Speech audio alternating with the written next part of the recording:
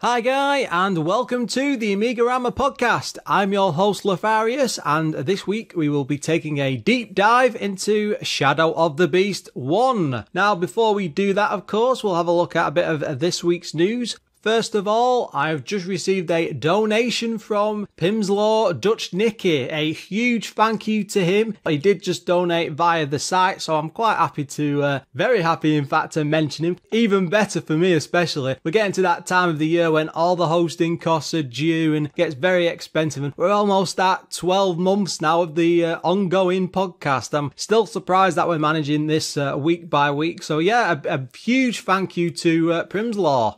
Next up was a momentous occasion because we've just received another review on iTunes by Choppy. It's great that somebody's actually doing it. I'm up to 11 now. We are going to get there eventually. Next up, I'm sure a lot of you have heard about this. I mean, I was there for the Kickstarter launch because it was quite a great thing that was going on. Steve Jones, who used to do like Amiga builds back in the day, like ripping apart original Amiga 500s and repackaging them and upgrading them, I think, to make like Amiga 1500s. Anyway, he's got together with a small team, I believe, and they're making something called the Amiga 3000 inspired Amiga PC. And this is effectively an Amiga style case, so it's the desktop version, not the typical keyboard that we're used to using. And it's a pretty much fit all system, so you can put like A500, 600, 1200s in there. There's also like a tiny slot underneath it where you can slip in a special keyboard, and you could even, if you wanted to, put in things like Gotek drives, Raspberry Pis, even maybe even use it towards a PC build. It will also take like special power packs and things like that, and it's an all-in-one unit. Now they're looking for around £70,000, and at the time of recording it's about halfway there. Now this ends on the 2nd of October, I believe, and it's £150 for the white version of the case, and it goes up in different stages. But it's great to see that someone from back in the day is reintroducing themselves to the Amiga hardware and coming up with all this like new stuff. Just surprised me, completely blew me away. I'm thinking that after this project, assuming it's a success, he might spin off into different things. So hopefully some guys will maybe make some donations or get more involved and start sharing it online and stuff like that, because it really intrigued me. As I said, I did turn up for the online like launch party where they would basically, Steve was on camera with people from like the Retro, our Ravi, can't remember, the Retro Man Cave, he was there as well, and I'm missing somebody else there. Sorry guys, but it was a really good night, about an hour and a half long, and they were just talking through the different things they're expecting to do with it, and it intrigued me. Sadly, I've not got I don't think I've got enough. I've got an Amiga 1200, but I'm not in any push to move away from that because it takes up enough space as it is, and I don't think I'd want to have an all-in-one unit. Anyway, that aside, I was really impressed by it. It's a great looking piece of tech. And lastly, before we get on with the show, I just wanted to mention a particular YouTube channel called 16-Bit Baz. I was having all sorts of problems a while back with actually like building a compact flash hard drive for my Amiga, and it was great to have this video set series to go through. It's in several parts, and I'll post the link into the description. But if you're in two minds about building an Amiga and you're a bit worried about having to put all the hard drive together and stuff, this video channel is really good. It's quite clear, it's step by step. You just follow that for umpteen minutes and it'll set you on your way. Just to interject here, we have an update about last week's episode where I covered Defender of the Crown. Now, much to my surprise, Jim Sachs actually came forward and made comment on the episode and said he'd listened to it, and he made a few corrections about the history section. Now, a lot of the time I'm just relying on what I can find across either articles or interviews or basically what's on like general databases, so you know, it was much of a surprise to be told this, but he basically asked me to pass this on. RJ Mickle was not the game designer, he was the programmer. Kelly Beck was the game designer and did zero coding. The music was written by Jim Kumo, not Bill Williams. I did 90% of the graphics. I just hired all those other artists to do some brainstorming and initial art ideas. None of these people had anything to do with Defender of the Crown 2. That was entirely a one-man production. I did all the design, art, programming and music. I've spoken to Dan from Lemon Amiga and he's going to go and update all the data over there related to this because nobody really had any sort of clue. A lot of the time we're just relying on what it says in game credits or again what's been posted before. A lot of this stuff can't really be checked, so I think it's pretty much confirmed if it's come from the man himself. I'm quite happy if anybody else comes to any of these episodes in future and you're involved in the game and I've done something wrong, then by all means drop me a line and I will post an update. Anyway, let's carry on with the show.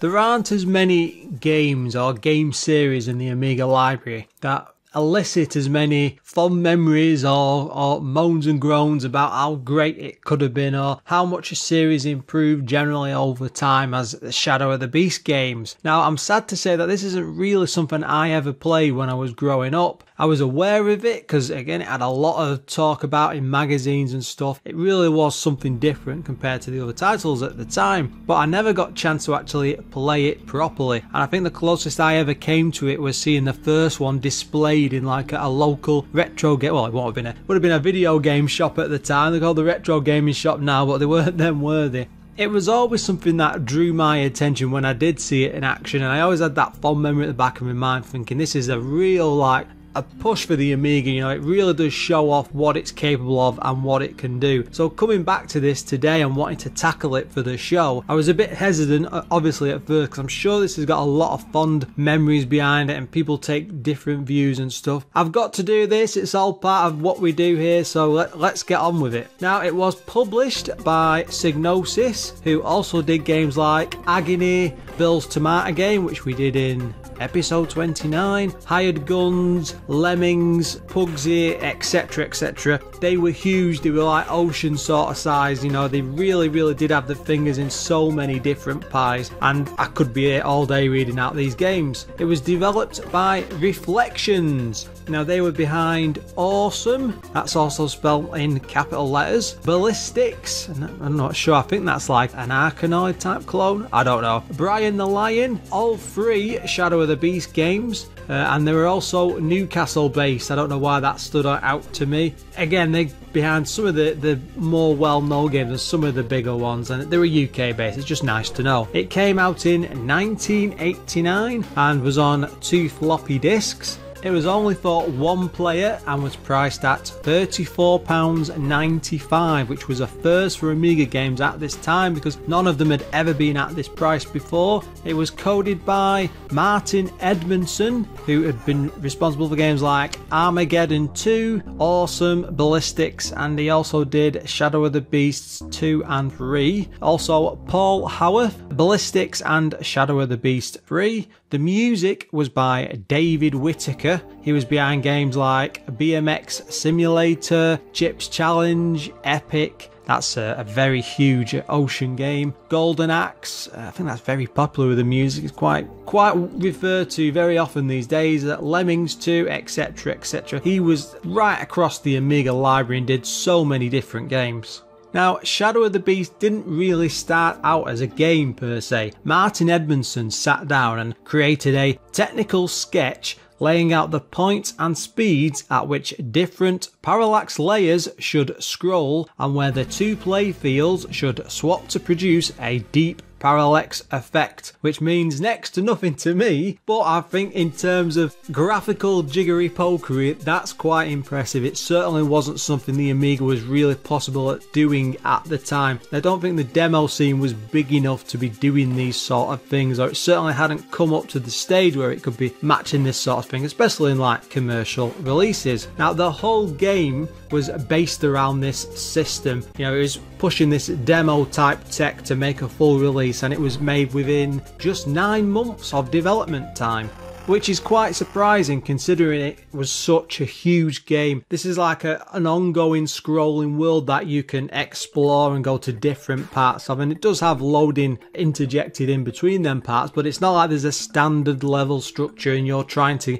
like get to the end of level 1 and it starts level 2. You know, you can actually explore and go to different bits and bobs. Now, Martin was aiming to get this to as close as 60 frames per second as possible. The best they could manage running at such a high speed was 50. It certainly shows when you load the game.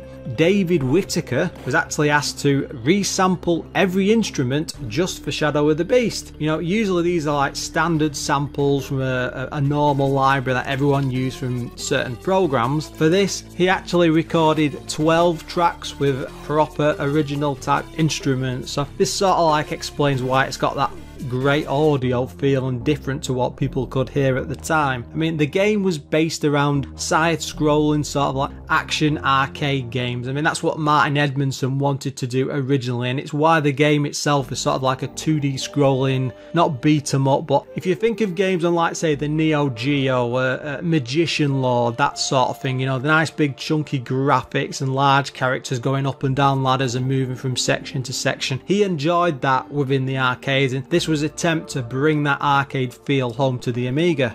The art style was inspired by the fantasy work of Roger Dean and Rodney Matthews. It was originally called Beast, but due to licensing name issues, they had to add the Shadow of the. Now this happened quite late in the development, and they'd already done things like the title screen, effectively the original intro screen. When you load the game up, it just shows Beast and like a picture of the monster like putting a fist in, and it's the top of his head towards the screen. Now it was too late to change all that, but luckily they hadn't done anything else, so the only time in the entire game where that appears, the original name on its own, is on that loading screen, and they decided to leave it in. Now the price of this at £35 was jaw-dropping even back then, you know. Games around then, brand new ones, were coming out around £20 to £25. Anything below that was sort of like your budget range, and they realised this as they were pricing it open, they thought, oh god, we're going to have a bit of a struggle. So they came up with the bright idea of putting a huge fancy box with gorgeous like artwork designs on the front, a copy like a print of the original box artwork inside, and a t-shirt with the design on as well to sort of bump out that price. It's probably because t-shirts and things like that cost next to nothing, especially if you're doing say like 100,000 copies or something, and it would explain why they could get away with charging so much. This is something other games in this series also did as well. The box artwork was done by Roger Dean, and also it was one of the biggest game boxes that had ever been released for the time. This was certainly not something that other companies were doing. Now the game itself, this is boasted within the manual, has over 350 screens, used around 2.2 megabytes of graphic data, and used 3 megabytes in total across just the 2 discs. This was certainly unheard of at the time. Most games, you know, they didn't go to this length, they didn't have this sort of artwork or anything included. Now it was ported to the Amstrad CPC, Atari Lynx, that's a very good version I must say, Atari ST, Commodore 64, Super Nintendo, PC Engine, Sega Master System, Sega Mega Drive Genesis, and also probably the weirdest one is the Speccy or the ZX Spectrum. The SNES version, I said it was ported to there, but weirdly it never actually got released. It was pretty much finished. They got it right up to the final stages. The biggest difference with it was they tweaked the gameplay a bit, made it look more SNES-like with the graphics and a bit easier, and then they added Super to the title. Now, of course, because it was cancelled, it never got a release and nobody got to play it, but several years ago, a ROM for this leaked online, and you can actually go back to it and play it all the way through. I mean, it's fully playable. It's a very good port of the game. I'm sure if this one would have been released, it would have done incredibly well off the back of the market. Shadow of the Beast is well known for having a very dark and morbid sort of story, and it doesn't really get any cheerier from the first game, so let's just do a bit of the introduction from the manual. Whilst very young, Aarbron was kidnapped and enslaved by the priests of the Beast Lord. He grew up on drugs made to destroy his own will and turn him into the Beast Messenger, a powerful creature serving Maletoth, the Beast Lord himself. He did his job until one day he noticed a man about to be sacrificed in a ritual, his face triggering ancient memories. As a sacrificial knife descended into the man's body, Aarbron recognises his father's face. As his father dies in the altar, memories of his childhood and tormented past at the hands of the Beast Lord emerged, and as feelings of hate over his captors took over him, he swore revenge and fled the temple, knowing the road to avenge his father and redemption would be hard. So straight away when you get into that, that's not your usual cheery game story, is it? No, it's a hard quest for revenge and taking on some evil lord. Typical fantasy, I suppose, but I do like that it's got a much darker twist to it, you know, especially the fact that he's trying to avenge his father. When you first start the game, you're presented with a nice gorgeous bit of artwork to show like this forest with monsters inside. It's all very brown with some red eyes thrown in there. It looks pretty good, and there's a load of scrolling text beneath that which sort of set the scenes and puts into the fact that you're in the forest at the moment in middle of escaping from this Beast Lord. After this you are pretty much thrown straight into the game world. It's very different and peculiar how to describe this. I'm not entirely sure how I'm going to do it, but you see Aarbron in the middle. He's quite a huge beast. Now I wouldn't say something like Altered Beast main character design, but he does have a fair old size to him. Now the way the whole level and the world moves, it's on different layers, and what I mean by that is there's the background layer which moves as you move, the middle layer which you are stood on, you know, the beast, and then there's like a foreground layer and you can see things like stones and fields and gate and posts, you know, just like typical things that you'd see around a farm and stuff. As you move in the middle on the main part of the road or whatever whatever ground you're on. That middle bit moves at a certain speed, and then the foreground moves as well, and then the background moves at a different speed, as if you're running along from place to place. And I will say straight away, when I first saw that, I was just taken aback, because I'd never really seen this. It's like multiple layered, is it parallax scroll, and the thing they were going on around when they did the tech demo part of it, it was very, very impressive straight away. It's the first thing that catches your eye, and I think that's what it's supposed to do. It's supposed to grab your attention and scream, just look at this is such like amazing quality. Now all of this is like covered in this gorgeous, like luscious background and front and foreground art. I don't know what to say there, but the beast is very well drawn. All the surroundings look it almost like a piece of art. It moves like perfectly well. It's just like dripping and oozing that sort of quality. Now there's very little on the screen that you can actually see. In the top left corner you've got like a little heart rate meter. It's like a little square box with the heart jumping up and down. You get 12 hit points, but I think they're called strength points in the manual. You can of course pick up refills for that. You can also pick up a few items such as keys, which are always displayed in the top right corner. Now this isn't your typical actiony arcade sort of game. It doesn't just plonk you in a level and then you're often going from left to right or right to left. You are allowed to explore, and it pretty much dumps you there. You can go in whatever direction you want, left or right, and if you go right immediately, there is a well with a huge like in arrow above it, which you can jump into and climb down. Now I will say, a bit of a side note here, this well was a nightmare, because when I first started playing the game, I hit that first, wandered down to the bottom, which takes absolutely ages because it's quite slow climbing down there, and there was a locked door at the bottom, and I only know this because later on as I was playing, I was able to find a key which would open this. But the problem is, when you get to the bottom of the ladder, it doesn't let you get off the ladder. It doesn't give you any sort of animation to say, oh yeah, you need to go back up, or you know, the door's locked. It just stops there, and I actually got a bit stuck and thought, well, maybe the game's crashed, and I actually reloaded it at one point thinking, oh, maybe I should try a different version just to make sure I can get past. No, it wasn't. You literally, if you've got a key later, that door's open when you come down, but it doesn't really indicate that to you. But again, you don't have to go in that well at all. You can run past that, and there's a castle off to the far right across like a vast field, or if you turn around and go left right from the beginning, you'll end up in a forest and some trees, and you can go down underground and explore like this labyrinth level beneath all the forest with like massive roots and trees and things. It gives you an awful lot of stuff to explore. You know, it isn't linear. It doesn't force you down a set path every time. Again, I went all the way off to the right to the castle. Now I got stuck a bit because you need like a torch to light the way because it's dark inside, but if you want to, you can fumble your way through, because there are the odd bits where it lights up a bit as it responds to things, but you're better off like picking up the item objects as you're exploring the world.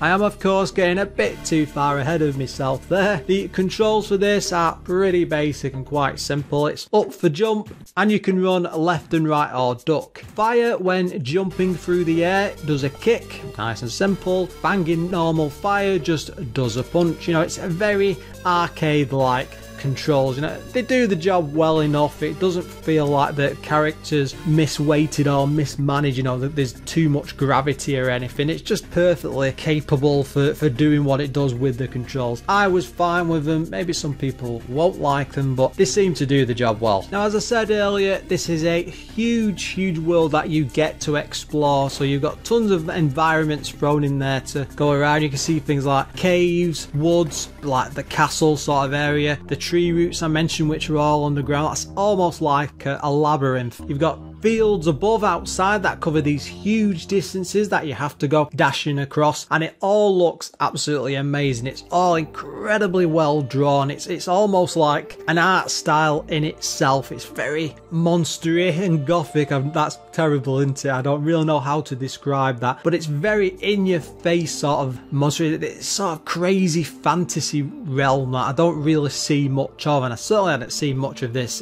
back in the day. Later on in the game, there's even a rocket pack, I don't know what else to call it, which pretty much lets the main character float around and start shooting things. You can use that shooting gun in later sections as well as you're dashing around. It does make a nice change to it. It doesn't really change with the controls. It's quite responsive. It moves well enough up and down, left and round the screen, and at the same time everything in the levels themselves are much bigger than the beast. Even though he's quite fairly well sized on the screen, you've got things like hands and horns and dragons and things flying around, these huge monsters, these proper quite scary designs in some cases. With a weapon and the way the gun works, it's quite well done. You know, you don't sit there and think, oh, this is a poor shooter bit that they've just stick in. It feels very natural and well suited to the game, and it leads you down that path. In a way, it reminds me of Myth, History in the Making, and that whole section towards the end of the game where you're flying about, but this is mixed in a bit more. You get the flying mixed in with a level beforehand and after. It's not like the end of the game and then it's something different. I didn't really like that in Myth. I think they should have stuck more to the platformers, I think, but with this it doesn't work too badly, and it makes you feel like you've found this item and you're just using it throughout the standard levels, and it does take advantage to them because there's like a shooting level almost with a really long underground like corridor with lots of aliens beasts flying around you, but it feels part of the game and a natural progression. And the fact that you land after a bit and then you're running around with this little, I don't know, shotgun super technology, it fires balls, whatever it is, but it works well. One thing I have to say about this game is it is absolutely oozing quality with the music. It is littered with music tracks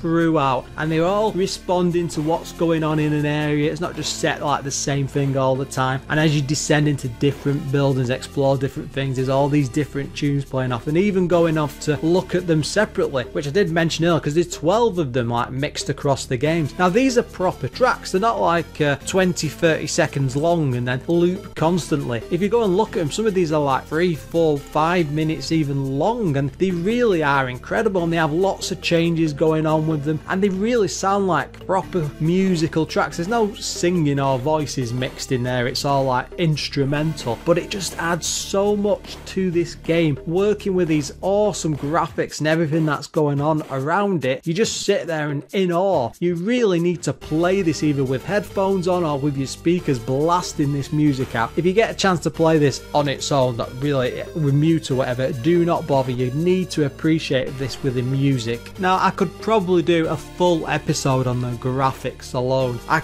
really just can't get over how gorgeous they are and how much detail there is mixed in there. It really is a sight to behold. You get to see all these different sections, and they're all over the top and huge designs and really well thought out. And I said it's like an art style. It's rich and it's varied. It's not pixelated or anything like this. It's probably the closest the Amiga could do to, well, what's the right word for it? Almost like that Tutankhamun artwork that the Amiga's famous for, front of deluxe paint. It's that sort of a style. It's up close. It really does push the limit graphically of what the Amiga can do. Each section of the game really does look like it belongs in like a gallery, an art gallery. Maybe they do that for computer graphics, but it certainly would be worthwhile. Now, not many amazing sound effects really for the game, but they are perfectly functionable. Things like when you're attacking enemies, it's very satisfying when you punch or kick them. I don't know what that noise is supposed to be. It's probably a pan being slapped across somebody's head or something crazy, but it's nice and loud, and there's enough of it going on in the background to draw you away from just like it being. A lot of games are very quiet and they don't do much with the audio. This is really in your face and it's full on, and there's not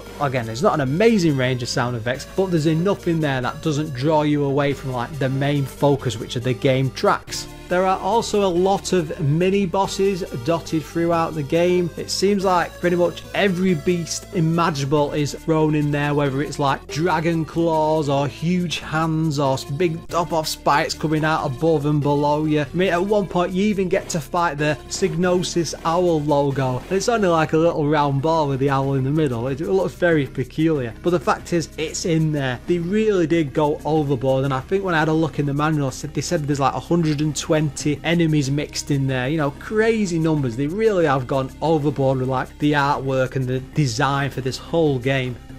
Now, enough gushing about the artwork and the music. Again, it's mind-blowingly beautiful. I really haven't seen anything to this degree, the high level of art quality going on. Just stop, move away, push that off to one side, because we do have to look at the main problems of the game.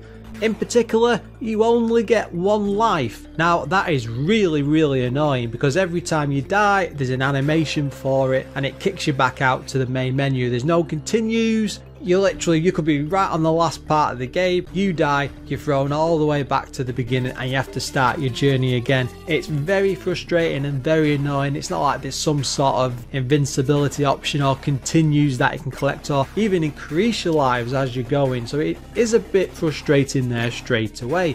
For the world that's on offer, with the whole look of it and the way the game is styled, it's a very arcadey exploration type of game. It's like, you know, it's almost like a typical arcade platformer, but it feels incredibly simple. What the rest of the game is offering, it should have more to do. There should be a lot more going on around it. It does feel in great part like a demo. Now, that arcade gameplay just doesn't match up to the music or the graphics that you're being shown, or all the different sort of places, and they could have easily expanded that out, I think, and with the design to do something a lot more involving with it, and maybe using more items or having different puzzles mixed in there. I don't know, it just feels off for what you have to actually do in this incredible world. Now, it is incredibly difficult, you know, you will get hit a hell of a lot, and a lot of it feels very random. There are sections where you're running from, say, left to right, and you'll have these enemies coming up from the ground in a curve. You don't see the enemy coming up from beyond the ground, so it can be a surprise, which happens quite often, and you'll just get instantly like hit. And there is a brief vulnerability, at least. It doesn't just like hit and you're dead, and you do get 12 of them, but it can be very painful to get through sections, because it can be like arcing out a load of eyeballs which you really struggle to dodge, and you can stand there and hit them repeatedly, but they keep coming and you have to move very slowly and take your time. Add in the fact that you need to restart the entire game, or if you get hit too many times, you're out, you're done.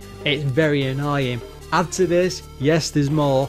You cannot skip the opening. When you first start the game with the scrolling bits and the text, it's very slow to get past. It just adds onto that bit at the beginning, and you just think, this is a bit unnecessary, it should be a lot quicker than this. It also does the same bit with the ending. It's just a nice bit of artwork and a bit of music and stuff, which is great, but when you're seeing it repeatedly and you just want to jump straight back into the game, it's one of them, after 2 or 3 times you'll be a bit miffed by it, because you just want to move on and get back to playing the game. One of the most annoying things about it is the amount of enemies on the screen. It can be manic at times. It can be really like filled with them, and you're having loads and loads of stuff thrown at you. You can respond to them fair enough with the controls, but a lot of the time your main character is a bit slow. When you're jumping through the air and stuff, you can't, it's not like, say, in Mario where you've got some control over his momentum and you can spin back in a different direction. It takes like half a second to respond either way, and you'll be in a lot of situations where you need to be spinning around quickly on the spot to be dealing with all these different types of enemies, especially when you're just trying to punch them, and the reach on the punch isn't too great. It's not like a huge distance out in front of you. It's not like he's wearing some like a Strider type gloves with a little flash coming out. You really have to get them up close and comfortable, and if they're flying or coming in too quickly, you've no chance half the time, because you're having to deal with lots and lots of enemies on the screens, and it just becomes a very frustrating experience. And it's annoying that they didn't solve this for the final release, because they must have played this, demoed it, and just thought, yeah, we could do something about that, we could fix that easily, and they just didn't do it. And it's just an annoyance on all these great things this game is offering, and then the core part of the gameplay where it should be right, it should be going great, it just isn't there. It just doesn't happen. Let's take a look at the magazine scores. These are very mixed, I will say. Zap gave it 70%, CU Amiga 84%, Amiga Format 78%, wow, yeah, Amiga Action 86%, not bad, Amiga Power, but this was a re-released edition, gave it 53%, The One on budget re-release 3 out of 5, and CVG 83%. Keep in mind the budget re-releases didn't have any of like the art print or the fancy t-shirt or stuff, so they were just going for the main core game. The extras, I think, were supposed to push you more to think this is a real special package, but with them removed, you're literally just left with what you're holding in your hands. Now, everyone in the magazines were blown away by the looks and the sound, pretty much just as I've been, but the gameplay, all of them say it just isn't up to standard. Even the mags that were giving it much higher scores were saying it really has its problems. It looks great, it's fantastic, it's perfect demo photo-ware for putting out there, but it should have a lot more going on with it. The vistas, the music, you know, they're simply beautiful, it's gorgeous. You need a better game to go with it. There's so much going on there, it's got so many ideas thrown in, and then the gameplay it's just missing. Now I know the music was sampled from a Korg M1 keyboard. That really does show. I mean, the whole thing, it's like is a demo for how powerful the Amiga is. I can see why people were so proud of it or wanted to own this to show it off to other people. Maybe like take it in shops or to their friends or demos at parties. Did that ever happen? I don't know. This is like the ultimate demo game for that. You usually could get like them demos off the demo scenes and stuff, and they were fine, but they weren't really playable or interactive or involving, and this was, and it certainly has that look and it sounds great. It's missing a bit, and you could argue you can pretty much do this with demos anyway, especially as much expansive and bigger and better ones came out for the system later up. But the great thing about this is when I first fired it up, I really was gobsmacked. I just sat there and I'm just like, my god, this is epic, this is fantastical. I've never seen anything like this on the Amiga so far, especially to do with a game. And just running around in the simple bits at first, I was really blown away by how great it all looked, and again the sound, but the gameplay, it's just, there's nothing there. I had this awesome opening of, wow, this is magnificent, and what am I going to be playing? And then you sit down and play it, and I just felt let down. I suspect you will be as well, and pretty much everyone who bought it back in the day, it would have just been exactly the same. All you seem to do throughout the entire game is hop, skip, jump and punch with the odd bit of kicking thrown in. I mean, it's worth checking out for the amazing sound and, you know, the visuals. That is an experience in itself. You're only going to be caught up in that for so long before you sit down and focus on the game, and there just isn't enough of a game there to be doing anything beyond running this as a demo for other people to see. This is truly, it's an Amiga powerhouse of a game. There's nothing like this on the Amiga. Even the latest sequels were not up to this degree or had these sort of visuals. You know, it's no surprise that it had so many sequels, not to mention I think like some modern re-release ones later on. I think there was one on the PS4, or was it the PS3, which I don't believe was very good. The original is probably the best for the looks on that front, but they really didn't do themselves any favours. And with that, it's as good a time as any to finish the show. I'm sure there's a few people sat there thinking, what has he just said? This game is awesome. But this is just my opinion. By all means, go and try it out, see what you think. And if you enjoy it or you disagree with me, maybe you found that gameplay good or great, I really would be interested in seeing your side of that conversation. You can drop me a line at Lorfarius@AMIGArama.com or come along to the Facebook page on facebook.com/AMIGArama. Yes, I'm there. Or at AMIGAramaPod on Twitter. It's AMIGArama everywhere on the internet. Now, as always, I would like to send out a huge thank you to my Patreon supporters who are over on patreon.com/AMIGArama. I hope you've been there, because there are bits and bobs always floating around. But a huge thank you to Adam Bradley, Viggy/CTZ, Graham Vebke, Jason Warnes, O'Brien's Retro and Vintage, Retro Ravi, Sneff and Treble. I do love the fact that Treble's name just sounds so great when I read it out. Don't ever leave, Treble. I don't know what I'll do at the end of the Patreon list. Anyway, until next time, guys.